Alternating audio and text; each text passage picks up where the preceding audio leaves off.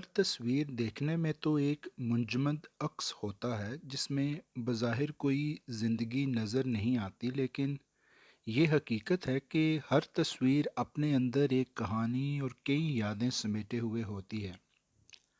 अगर आप अपनी ही किसी पुरानी तस्वीर को देखें तो उससे जुड़ी कई यादें आपके जहन के पर्दे पे चलने लगती हैं, या कोई भी तस्वीर देखें तो आपका जहन उससे मुतल्लिक कहानियाँ तराशने ही लगता है। कुछ तस्वीरें आपको दिखाता हूँ।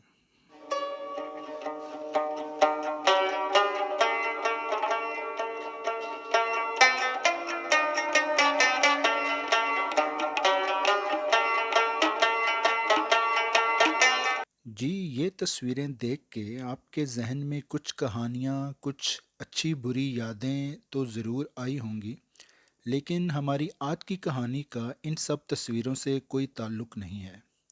तो आइए चलते हैं हम आज की तस्वीर और उससे जुड़ी कहानी की तरफ। जी, ये साहब नज़र आ रहे हैं आपको? ये मैं हूँ। यकीनन आपको हंसी आ गई होगी, लेकिन यकीन जानिए मुझे हंसी के साथ अक्सर गुस्सा भी आ जाता है कि क्या ज़रूरत थी ये सब करने की। असल में 1996 की बात है, जब मैं कॉलेज फर्स्ट ईयर में था और किसी भी नौजवान की तरह फिल्मों का शौकीन और फिल्मी हीरो बनने का शौक लिए हुए भी था। और एक दिन ये हुआ कि एक फ़िल्मी शोबे से मुतल्लिक एक जगह किसी काम से गया हुआ था, तो किसी ने पास आके सलाम किया, हाल अहवाल पूछा और कहा कि आप तो बने बनाए हीरो हैं, मैं फ़िल्म बना रहा हूँ, आप उसमें काम करेंगे?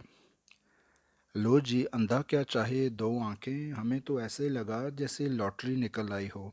फ़ौरन हामी भर ली और फिर सिलसिला शुरू हुआ लाहौर के फ़िल्मी स्टूडियोज़ में आने जाने का, फ़िल्मी फ़ोटोशूट्स, इंटरव्यूज़ और अखबारों में अपनी फ़िल्मी हीरो के अंदाज में छपी हुई तस्वीरें देखने का।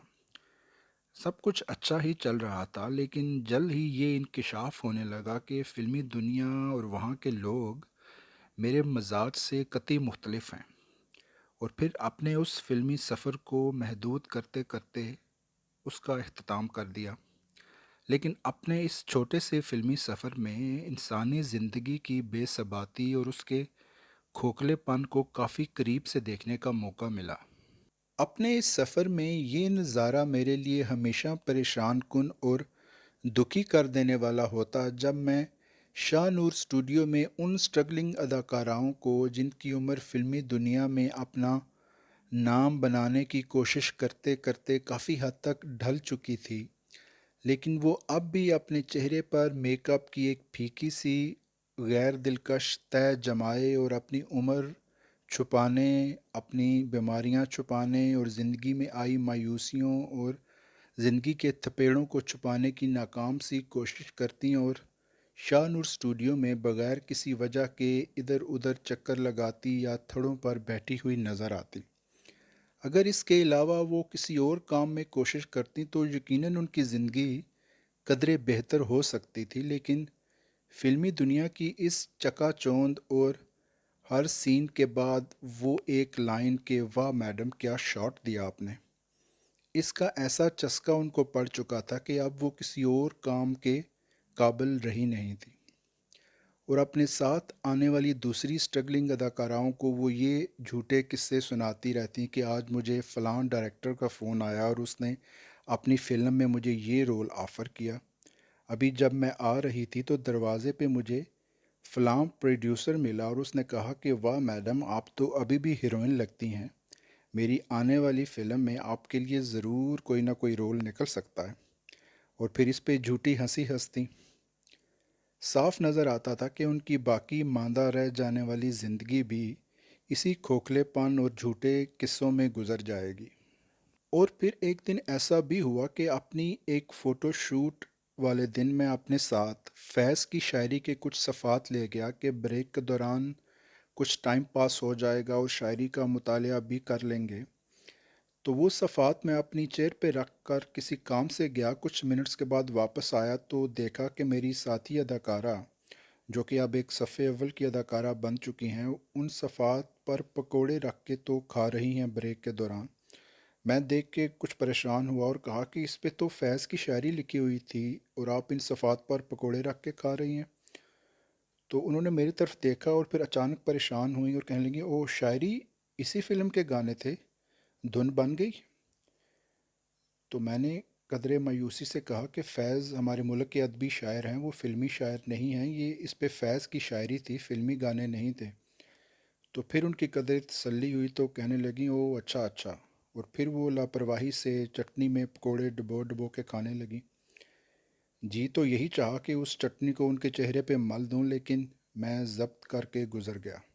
ایک دفعہ یہ ہوا کہ اسٹوڈیو میں ایک فلم کے سیٹ پہ جانا ہوا جہاں پہ فلم چاند گرہن کی شوٹنگ چل رہی تھی، اور ہمارے ملک کے مشہور ڈانس ڈائریکٹر جو کہ اب اس دنیا میں نہیں رہے وہاں اس گانے کی شوٹنگ کروا رہے تھے۔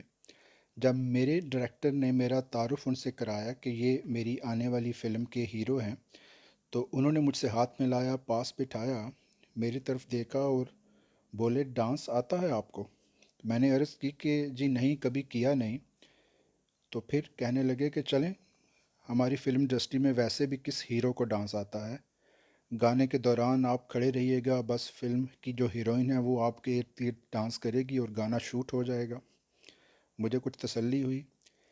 پھر قدرے توقف سے بولے کہ چلیں میں آپ کو ایک صاحب کے پاس بھیجتا ہوں، وہ استاد ہیں، آپ کی کچھ ڈانس کی تربیت ہو ہی جائے تو اچھا ہے۔ میں نے حامی بھر لی۔ تو بولے چلیں آپ کو بھیجتے ہیں، ہمیں انہوں نے ایک صاحب کے پاس بھیجا۔ جب میں ان کے پاس گیا، تعارف ہوا، تو انہوں نے پہلے مجھے اپنے ڈانس کے کچھ کمالات دکھانے شروع کیے۔ بظاہر تو وہ ایک مرد ڈانس ڈائریکٹر تھے، لیکن ان کے تمام ڈانس کے آئٹم اور اطوار جو تھے وہ خواتین والے تھے۔ وہ کبھی کہتے کہ ابھی میں آپ کو مدھو بالا کے سٹائل میں کر کے دکھاتا ہوں ڈانس، کبھی مینا کماری کا وہ سٹیپ دکھاتے مجھے۔ تو میں جب ان کی تعریف کرتا پہلے تو وہ خوش ہوتے، پھر وہ قدر مایوسی سے سر جھکا کے بیٹھتے اور کہتے کہ بس جی اس فلم انڈسٹری نے تو ہماری قدر ہی نہیں کی، اگر ہم کہیں اور ہوتے تو آج کہاں سے کہاں پہنچ جاتے۔ پھر وہ اٹھتے اور اپنا ڈانس کا کوئی کمال دکھاتے۔ 20 سے 25 منٹ یہی سلسلہ چلتا رہا اور پھر وہ ہم سے بولے کہ آپ بھی تو کچھ کر کے دکھائیں۔ تو میں ان کی اس فرمائش سے قدرے بوکھلایا، تو پھر میں نے جواب دیا کہ آج تو میں آپ کا فن دیکھنے آیا ہوں، آج آپ کا فن دیکھیں گے اور پھر اگلی دفعہ آپ کو کاپی کریں گے اور دکھائیں گے آپ کو۔ اس سے وہ بڑے خوش ہوئے کہ میں ان کے فن کی قدر کر رہا ہوں، اور پھر وہ اٹھے اور انہوں نے اپنا کچھ فن دکھانا شروع کیا۔ اسی طرح وہ دن گزر گیا اور پھر اگلے دن میں نے ان کو تکلیف دینا مناسب نہ سمجھی اور میں واپس ان کے پاس نہیں گیا۔ کچھ ایسے ہی مزید تجربات اور فلمی دنیا سے اپنا شوق اتر جانے کے بعد اس سفر کا خاتمہ تو میں نے کر دیا، لیکن ایک سبق ضرور سیکھنے کو ملا کہ کبھی بھی اپنے آپ کو بھول کے زندگی نہیں گزارنی چاہیے۔ اپنی سوچ اور اپنے انداز کو لے کر ہی زندگی گزاریں، چاہے وہ اچھا ہو یا برا۔ اگر آپ کسی خول میں رہتے ہوئے زندگی گزار دیں گے کہ اس سے مجھے دوسروں کی پسندیدگی مل جائے گی یا دوسروں کی طرف سے قبولیت کی سند مل جائے گی، دوسرے مجھ سے خوش ہو جائیں گے، تو زندگی کا یہ سفر تو کٹ ہی جائے گا، لیکن اختتام پہ پھر وہی منیر نیازی کی بات آئے گی کہ میری ساری زندگی کو بے ثمر اس نے کیا، عمر میری تھی لیکن اس کو بسر اس نے کیا۔